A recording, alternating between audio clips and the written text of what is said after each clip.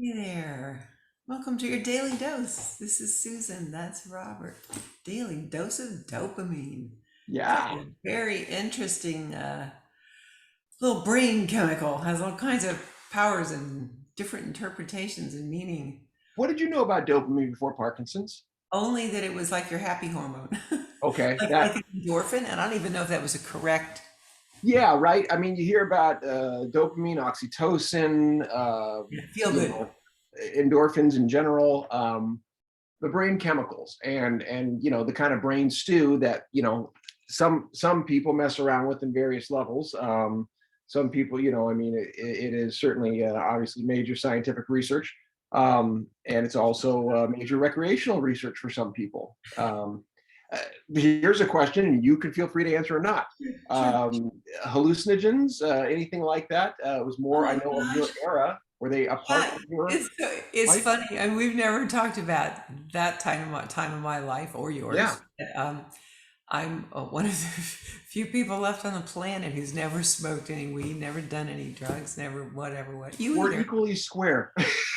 Are you serious, dude? Now, I will absolutely admit there's a time where I drank more than I feel happy about saying, but it was definitely a part of my social life from probably teens till about, I remember my last hangover when I was 30, and I truly said that was it. I still enjoy a drink now and again, but I haven't been drunk since then. So, Really? and the other stuff, I, I I can I I have. can say my sister is a long time, very proud of her, recovering addict, and that was really what scared me straight. Without, I don't know that I wouldn't have been using otherwise. Friends have been very social users, at least of pot, and also they've experimented, various friends, with, and not naming names, I'm not getting anyone in trouble, hallucinogens, and I mean things that are now really actually coming into vogue in science, and with dopamine and It's Parkinson's stuff. interesting. Yeah. They Yeah. really are, that people are saying there's a lot there, and I haven't looked into those.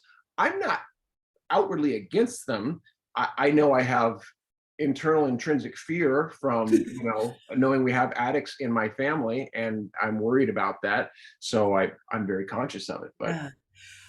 I don't know much about the use in medicine or science, although I do hear increasingly about it.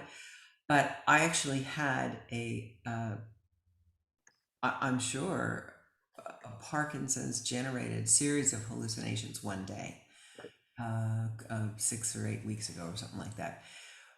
When I had not hit my head, I had not just woke up and I was seeing people who weren't there and seeing things moving that weren't moving and stuff. And it's just that one time. And it has happened before, but I did hit my head the other time. So I don't know, but wouldn't it be interesting if that which caused that in me was some weird shifty thing of some brain chemical that's it's fascinating, right? Because, and here's the thing, yeah, trying to take off all of the stigma of drugs out of it and just saying, look, here's what's going on, right? medicine? That you okay, so I was using the wrong term. I meant psychedelics more than hallucinogens. They're related, I know, but that's what's being used. And in particular, I looked that up just to make sure I got this part right. There's two psychedelics, low doses of them. Trials are going on right now, microdosing, and I'm trying to, well, at any rate, it's going on. And the other fascinating story on this end is, I think you know this one, we talked about it, the story of the people who gave themselves Parkinson's by making a bad dose of heroin, synthetic heroin, in the early 80s. Do you know this? Okay, this story is fascinating. It's one that if I ever get the rights to do it, it'd make an incredible movie. It was here in the Bay Area, late 70s, early 80s, these Wow. people making really bad, low end synthetic heroin. The chemical makeup of what they made, they woke up with Parkinson's, literally. And it unlocked in from a research standpoint, they did more than what people could have done Yeah, in yeah, one night, than they could have done and have done in decades, to understand the chemical makeup of Parkinson's and how it came about. Because they were able to go, oh, this thing affected them that way, and now they have Parkinson's. was um, this like more than a couple people? Was it Yes, the really? story is, and there's a documentary about it, Oh, and really? there is a great researcher, and it's the case of the frozen addicts. And Oh, here's the truly ironic thing about it is that the guy who originally broke it, John Palfreman, his name is, he ended up developing Parkinson's through no means of Oh, drugs okay. later on. And he's still a guy who goes around and talks about this. But, irony on top of irony, right? And Yes, yes. yeah, Yeah, so I put the link here for you and I to put forward, but also I'll put it in the chat below. The Case of the Frozen okay. Addicts, um, Yeah. fascinating documentary and what it meant scientifically. And yeah, it's the chemical makeup, which we know is one component of what's going on up there. One component. So many things with brain chemistry, you know, Well, other and mal. electrical, right? There's chemical, there's electrical, and then whatever we want to call, as we start to talk about, the things that become the soul and our emotions. What are those?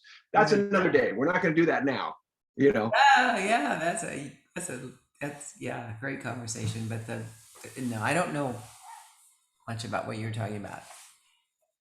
You're not the This, first person to this, say that to me. it's so funny. It's so funny. I also didn't know there was a difference. I didn't know psychedelics, hallucinogenics. Those are different, specific things, I guess.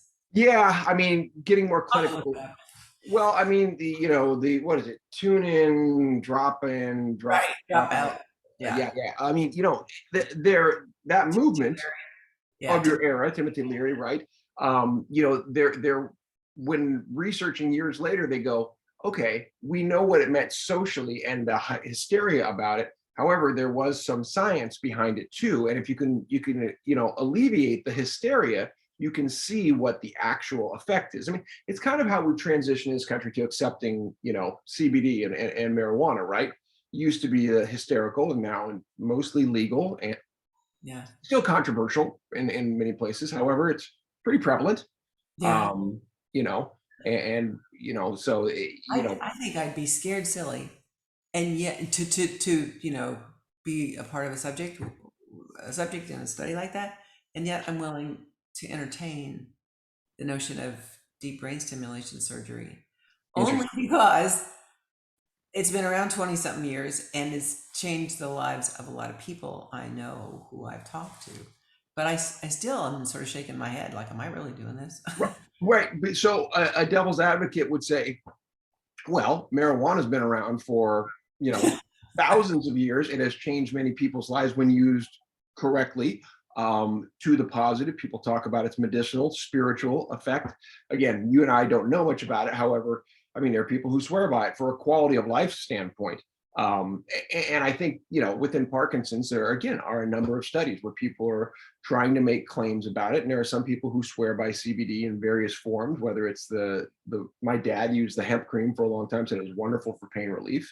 Oh, Um, yeah. you know, I'm not here to say yay or nay. That's not my area, but Yeah. I do think it's interesting, and I do think the social stigma attached to it, and what we bring to it, distracts us from the thing.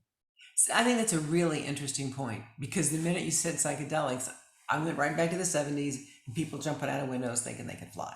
Right? So, that's the drama and that's the hysteria. That's what stayed with me. I also was aware there was some research being done very recently, but that stigma is still hard to Yeah, kick away. Yeah. absolutely. Well, it's a great conversation, and I love. I'll put a button on it there just to say that this is the purpose of trying to see things in the light of day rather than for the outside effect of them. To understand, this is the value of science when done well. To say in the cold, clear light of day what is actually happening, and not bias it one way or another. Just to see truthfully what's going on. And Robert, there's a piece that that's huge that ties in with the work we do together, the accident day one work, which is the things that then happen. The stigma,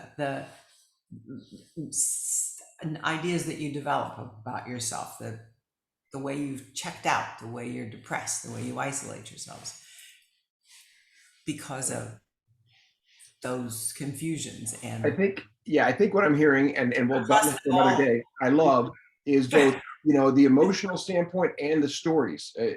And so let's do that. Yep. Bing, do bing, that. bing. Those things we deep seed and hold for ourselves, you're right, have tremendous effect. So tune in tomorrow. We'll talk more.